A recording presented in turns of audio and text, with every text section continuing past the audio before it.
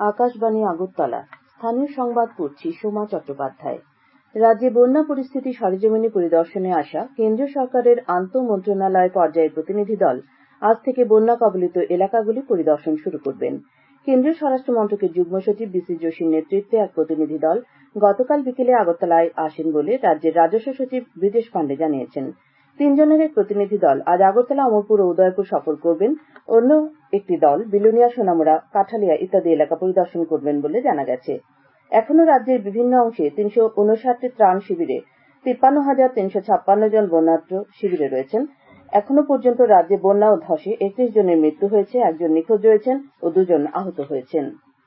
অর্থমন্ত্রী প্রণজিৎ সিংহ রায় গতকাল উদয়পুরে বন্যা পরবর্তী পরিস্থিতি নিয়ে এক আলোচনায় জলবাহিত অন্যান্য রোগ যাতে ছড়িয়ে না পড়ে তার জন্য প্রয়োজনীয় উদ্যোগ নিতে গোমতী জেলার মুখ্য স্বাস্থ্য আধিকারিককে নির্দেশ দিয়েছেন। তিনি বলেন, এখনো যে সকল ত্রাণ শিবিরগুলি চালু রয়েছে সেগুলোকে ভালোভাবে তদারকি করতে হবে।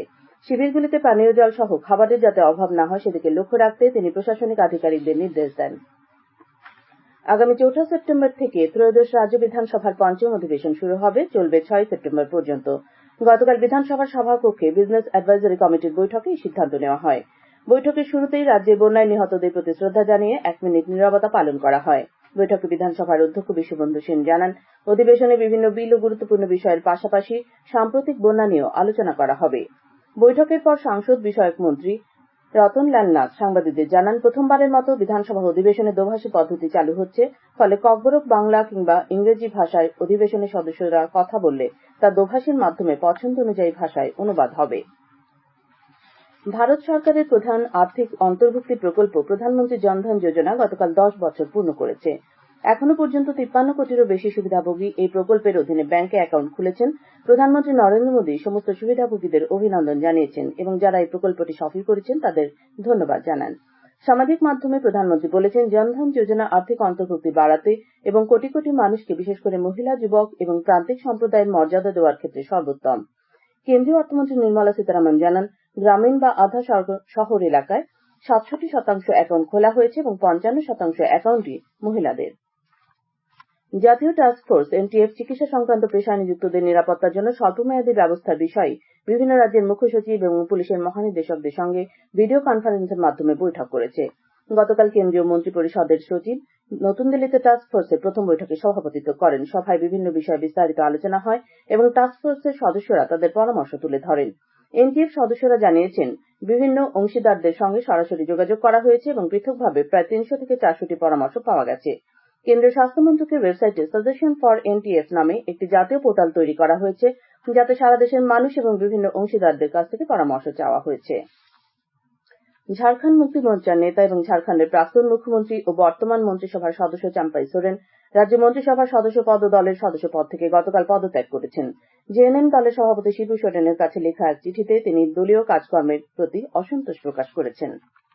পাচারের সামগ্রী উদ্ধারে আবারও সাফল্য পেল বিএসএফ। গতকাল বিএসএফ এর শালবাগানস্থিত সদর দপ্তর থেকে এক বিবৃতিতে জানানো হয়েছে, বাংলাদেশে পাচারকালে দক্ষিণ ত্রিপুরা জেলার শ্রীনগর বিওপি এলাকায় একটি গাড়িতে তল্লাশি চালিয়ে 1,04,000 টাকার ওষুধ এবং 3 লক্ষ টাকার বিদেশি সিগারেট উদ্ধার করা হয়।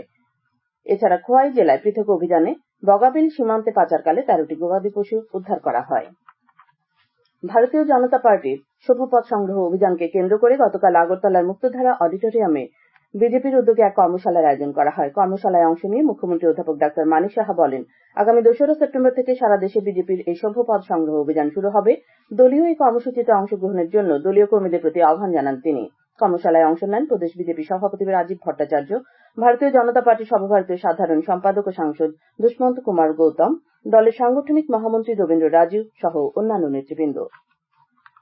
সিপিআইএম দলের উদ্যোগে গতকাল আগরতলা টাউন হলে পশ্চিমবঙ্গের প্রাক্তন মুখ্যমন্ত্রী সিপিআইএম নেতা প্রয়াত বুদ্ধদেব ভট্টাচার্যের স্মরণ সভা অনুষ্ঠিত হয়। স্মরণ সভায় প্রয়াত বুদ্ধদেব ভট্টাচার্যের কর্মময় জীবনের বিভিন্ন দিক নিয়ে আলোচনা করেন সিপিআইএম রাজ্য সম্পাদক ও বিধানসভার বিরোধী দলনেতা জিতেন্দ্র চৌধুরী, রাজ্যের প্রাক্তন মুখ্যমন্ত্রী মানিক সরকার, পশ্চিমবঙ্গের প্রবীণ সিপিআইএম নেতা বিমান বসু প্রমুখ।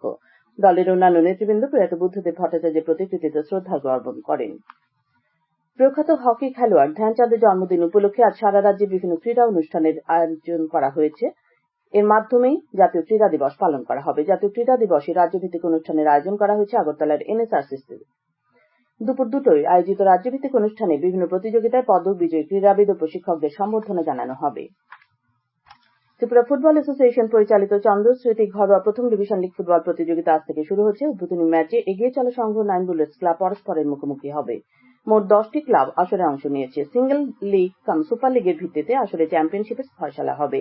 খেলা হবে উমাকান্ত মিনি স্টেডিয়ামে প্রতিদিন বিকেল 3টে এবং নৈশালকে সন্ধ্যে 6টায় দুটি করে খেলা হবে। আজ দুপুর পর্যন্ত আবহাওয়ার পূর্বাভাসে জানানো হয়েছে আকাশ সাধারণত মেঘলা থাকবে, বজ্রবিদ্যুৎ সহ বিক্ষিপ্তভাবে বৃষ্টি হতে পারে। উত্তর জেলা ও ধলাই জেলার কোথাও কোথাও ভারী বৃষ্টিপাতের সম্ভাবনা রয়েছে। আগরতলা তার আশপাশ এলাকায় গতকাল সকাল থেকে আজ ভোর পর্যন্ত বৃষ্টি হয়েছে 1.4 মিলিমিটার।